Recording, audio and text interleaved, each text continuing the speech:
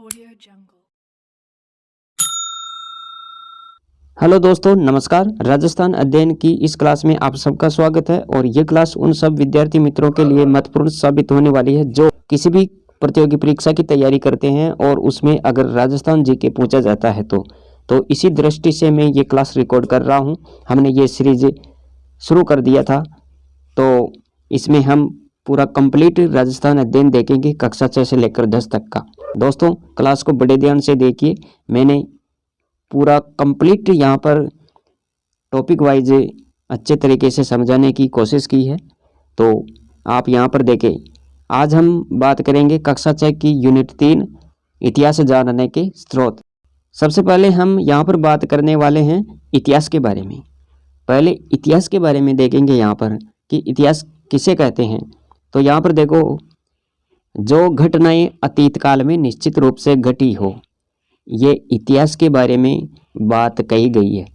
जो घटनाएं अतीत काल में निश्चित रूप से घटी हो, इतिहास ऐसी घटनाओं का क्या करता है, वर्णन करता है। यहाँ एक बात तो क्लियर हो गई कि इतिहास किसे कहते हैं, तो यह आपको समझना है। यहाँ पर एक बात और याद रखें, इतिहास का जनक हेरोडोटस। इतिहास का जनक कौन है? हेरोडोटस। रोमन दार्शनिक सिसरो ने हेरोडोटस यूनानी इतिहासकार को इतिहास का जनक कहा। किसने कहा इतिहास का जनक हेरोडोटस को?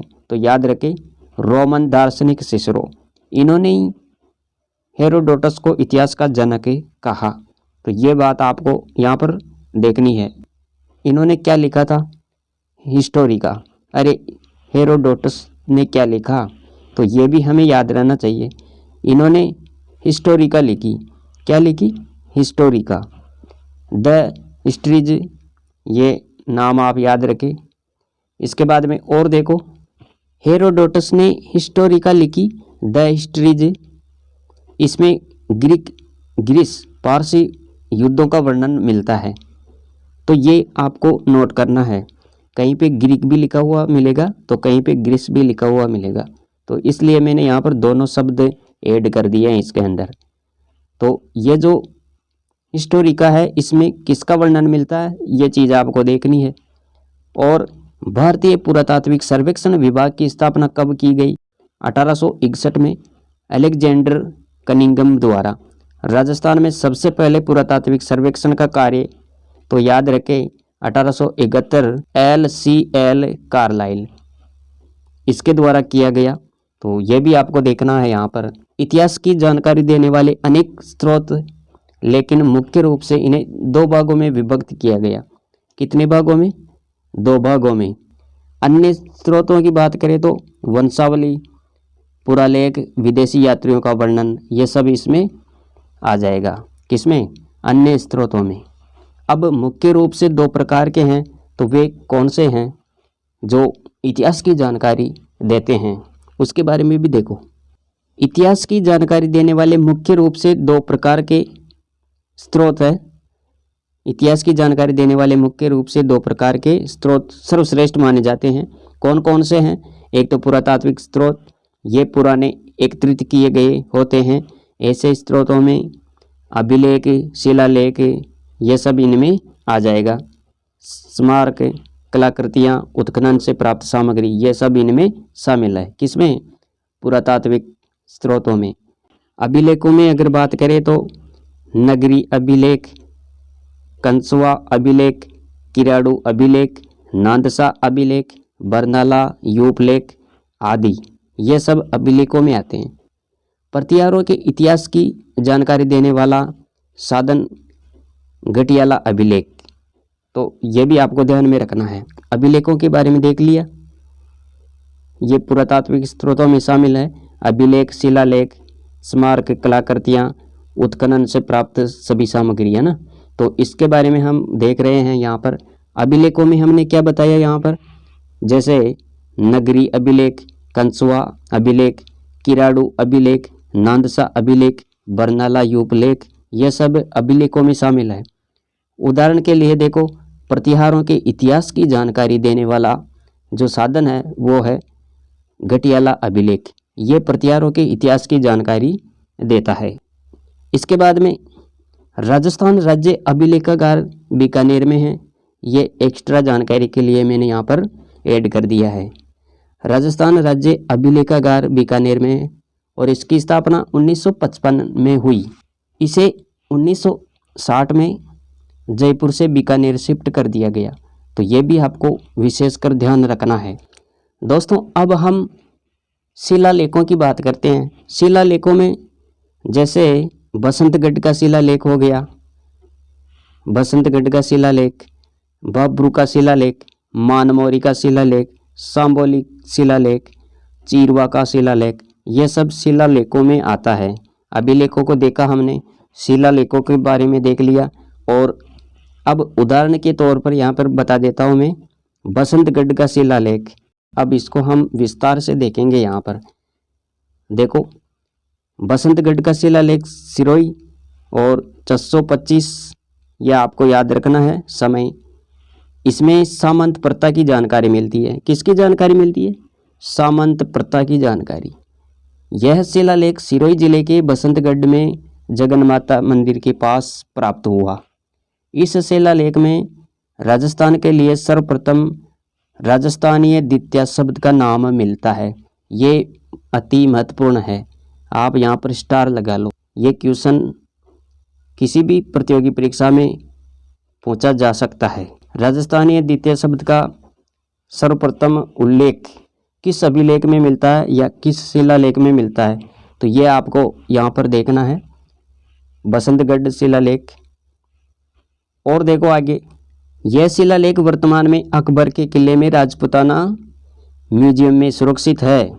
यह शिलालेख वर्तमान में अकबर के किले में राजपूताना म्यूजियम में सुरक्षित है। यह पश्चिमी राजस्थान का दूसरा सबसे प्राचीन शिलालेख माना जाता है और इसके लेखक द्विजन्मा और उत्कीर्णकर्ता कौन है? नागमुंडिया। यह आपको याद रखना है। और आगे बात करते हैं। अब हम बात कर रहे हैं मुद्राओं के बारे में। मुद्राओं पर अंकित चिन्ह, भाषा, लिपि, सन, संवत, नाम सहित धातु की शुद्धता, नापतोल आदि, तो इनसे आप पता लगा सकते हैं, जिनसे उस समय की समृद्धि आदि का ज्ञान होता है। सिक्के राज्य व शासक की शक्ति के सूचक हैं, तो ये भी हमें नोट करना है। दोस्तों अब और आगे देखो, यहाँ पर जैसे पंचमार्क सिक्के, ये रियासतों से संबंधित सिक्के, पंचमार्क सिक्के, इस सिक्के पर मार्क या ठप्पा लिखा होता है। क्या लिखा होता है?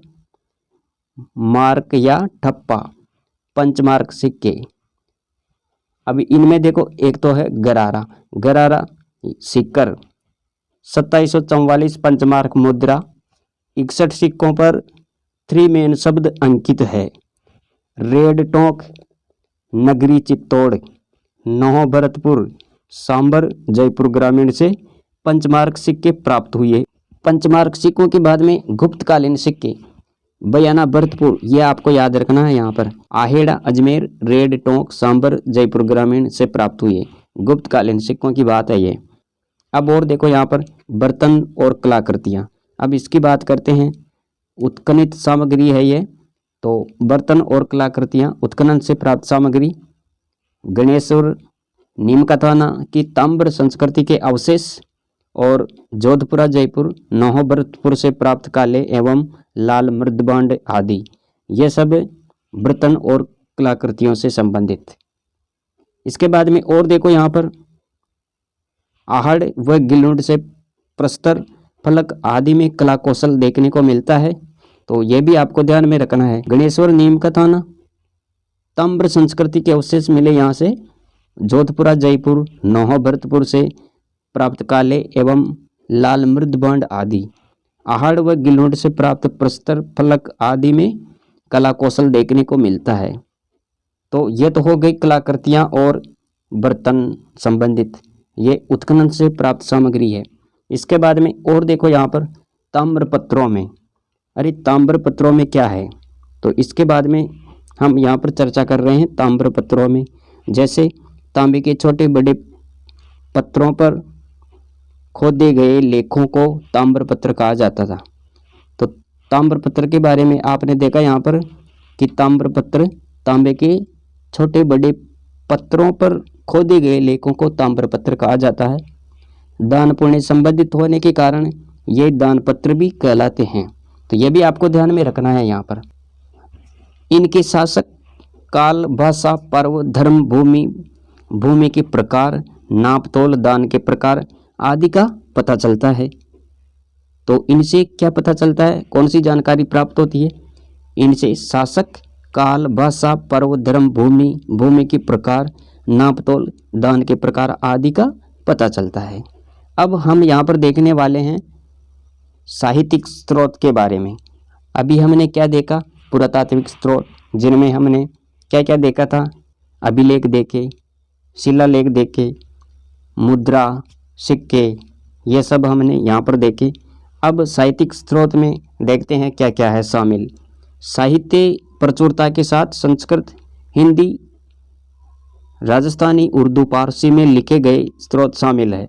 तो ये आपको देखना है यहाँ पर। साहित्यिक स्रोत, साहित्य प्रचुरता के साथ संस्कृत, हिंदी, राजस्थानी, उर्दू, पारसी में लिखे गए स्रोत शामिल है। जैसे जयानक कृत पृथ्वीराज विजय, इसमें चौहानों की उपलब्धियों का वर्णन मिलता है। तो गुरुजी ये भी आपको याद रखना है। और आगे बात करो, नयनचंद सूरी कृत हमीर महाकाव्य, तो इसमें क्या मिलता है, चौहानों के इतिहास के साथ अलाउद्दीन खिलजी की रणथंभौर विजय और उस समय की सामाजिक धार्मिक स्थिति की जानकारी। तो ये किससे मिलती है, हमीर महाकाव्य से। किसने लिखा, नयनचंद सूरी ने। यह भी आपको याद रखना है। दोस्तों क्लास में अगर आपको पढ़ने में मज़ा आ रहा है तो वीडियो को लाइक ज़रूर करें। और देखो यहाँ पर राजस्थानी साहित्य में पृथ्वीराज रासो, अचलदास खिंची की वचनिका, पद्मनाभ कृत खंडदेव प्रबंध, बीकानेर के दलपत सिंह कृत दलपत विलास आदि, ये सब राजस्थानी साहित्य में आते हैं। अब यहाँ पर हम देखते हैं सभी के बारे में।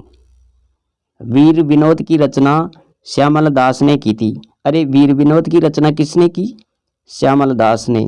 वीर विनोद की रचना श्यामल दास के द्वारा। पृथ्वीराज रासो की रचना की थी चंद्रबरदाई ने। और पृथ्वीराज विजय जयानक, वंश भास्कर, इसके बारे में देखो, वंश भास्कर, सूर्यमल मिश्रण, हमीर महाकाव्य, नयनचंद सूरी, मारवाड़ राज्य का इतिहास।